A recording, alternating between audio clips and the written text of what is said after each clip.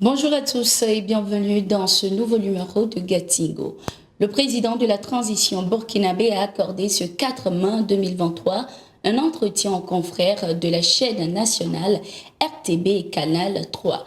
Il était question de discuter sur 3 points essentiels, notamment la guerre contre les groupes armés terroristes, des réformes de l'État et de la gouvernance. Parlant des opérations militaires et la victoire contre les terroristes ces derniers mois, le président de la transition a affirmé que les forces de défense et de sécurité ne sont qu'au début. Les frappes beaucoup plus intenses sont à venir selon le président burkinabé. Cet entretien fut également l'occasion pour le président de la transition de dénoncer le travail de sape de ce qu'il appelle la coalition internationale contre le Burkina Faso. Ibrahim Traoré se dit satisfait de la coopération avec la Russie qu'il qualifie comme un partenaire stratégique dans la lutte que mène le Burkina Faso contre le terrorisme. Je vous propose de l'écouter. Aujourd'hui que nous sommes à l'introduction, nous avons introduit la guerre. Voilà. Des phases plus intenses viendront, mais pour l'instant, ça a été introduit, comme ce que vous pouvez constater avec des opérations ça et là.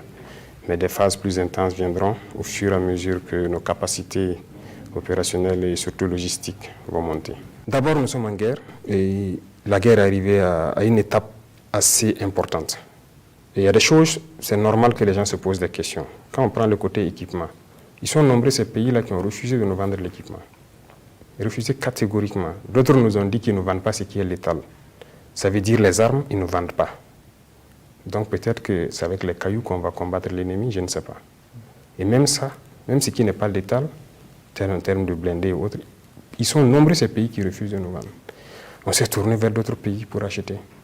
Mais ils sont encore nombreux ces pays qui viennent s'offusquer pour qu'on ne parte pas payer avec ces États. Bon, ce genre de comportement, qu'est-ce que vous voulez? C'est compliqué. Aujourd'hui, vous avez parlé du terme génocide qui est sorti à un moment particulier. On regarde l'agissement de beaucoup de gens. Nous voyons certaines choses, mais seulement nous continuons de communiquer pour dire aux gens d'arrêter. Le peuple burkinabé a choisi son destin, d'assumer son destin. Il faut respecter ce choix. Voilà, donc c'est ce que nous pouvons dire. Le reste, c'est à nous de nous préparer à toute éventualité. On a de nouvelles coopérations. On a la Russie, par exemple, qui est un allié stratégique. Je suis satisfait. La coopération existe il y a longtemps. Mais là, on est en train de développer, d'aller plus loin. Voilà. Nous sommes satisfaits parce qu'on arrive à échanger sur ce que nous cherchons comme moyens, accompagnement et tout. C'est franc. Voilà. On va vous vendre ça, c'est à tel prix. On ne veut pas ça, c'est ci. Nous aussi, on ne veut pas ça, c'est ça. On a des intérêts et on défend toujours les intérêts du Burkina. Peu importe l'allié, c'est d'abord nos intérêts et on regarde ce qui nous arrange. Donc, la Russie, c'est un allié. Après le Burkina Faso, c'est au tour du Mali de recadrer le président en exercice de la CEDEAO, Umaro Sissoko Embalo, pour l'emploi du terme génocide dans l'affaire du drame survenu à Karma.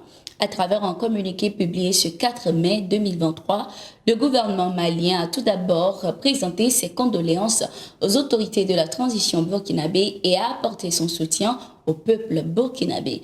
Le gouvernement malien a appelé à la retenue et à la prudence le président en exercice de la CEDEAO.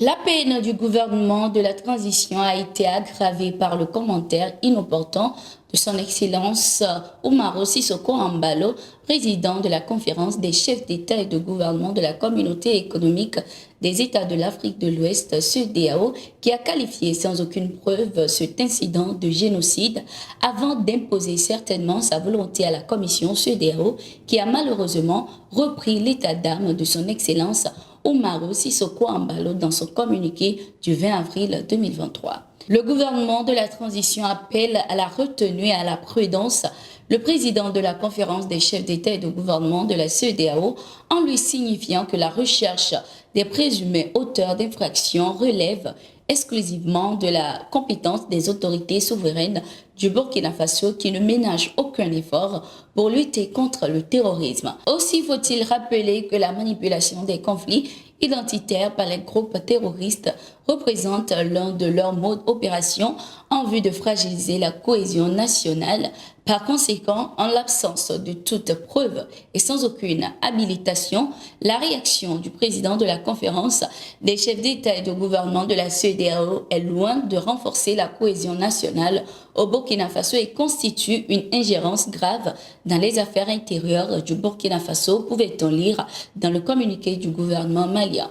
Ce 4 mai 2023, les membres du mouvement Le Faso ont annoncé une manifestation le 6 mai 2023 pour, selon eux, dire non à la tentative de déstabilisation de la nation burkinabé et pour réaffirmer leur soutien aux autorités de la transition, aux forces de défense et de sécurité et aux volontaires pour la défense de la patrie.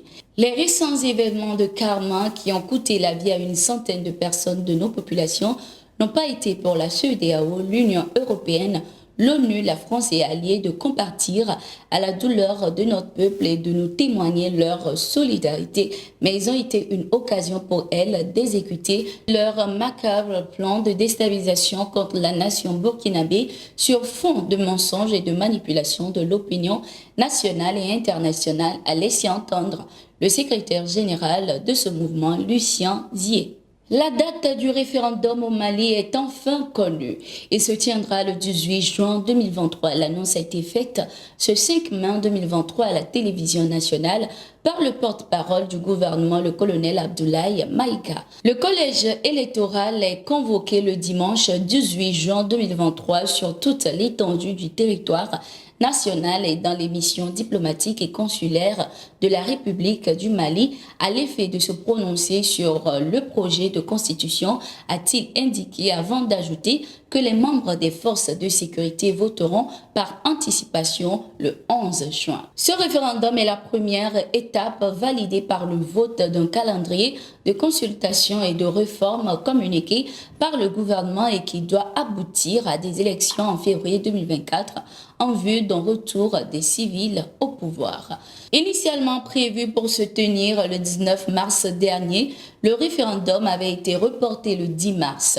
Le gouvernement a assuré que la date de la fin de la transition fixée à février 2024 sera respectée.